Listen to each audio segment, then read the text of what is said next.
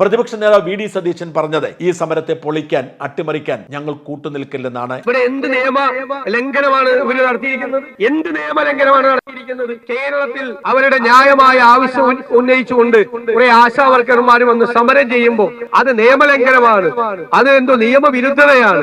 ഇതിന്റെ ഒരു മാവോയിസ്റ്റുകളാണ്. മാവോയിസ്റ്റുകളാണെങ്കിൽ അവർക്ക് സമരം ചെയ്യാൻ അവകാശമുണ്ടല്ലോ. മാവോയിസ്റ്റുകൾക്ക് സമരം ചെയ്യാൻ അവകാശമുണ്ടല്ലോ. ഇവിടെ വന്നിട്ട് ഈ സെക്രട്ടേറിയറ്റിന്റെ മുമ്പിൽ വന്നിട്ട് ഇവിടെ അല്ലാതെ എവിടെ പോയിട്ടാണ് ഇത് പറയുന്നത്? ആരോടാ പറയേണ്ടത്? ബധിരകരണങ്ങളുമായിട്ട് ഇരിക്കുന്ന ആളുകൾ ഇതിന്റെ അകത്താണ് ഇരിക്കുന്നത്. അവരോടല്ലാതെ പിന്നെ എവിടെ പോയിട്ടാണ് ഇത് പറയേണ്ടത്? അവ കേസെടുക്കുന്നൊക്കെ പറഞ്ഞ് പേടിപ്പിക്കണ്ട. കേസെടുത്തെന്ന് പറഞ്ഞ് പോലീസ് സ്റ്റേഷനിൽ, അങ്ങനെ പോലീസ് സ്റ്റേഷനിൽ ഹാജരാകാൻ പറയാൻ ഞങ്ങളൊക്കെ നിങ്ങളുടെ കൂടെ വരാം. പോലീസ് സ്റ്റേഷനിൽ ഞങ്ങൾ വരാം നിങ്ങളുടെ കൂടെ.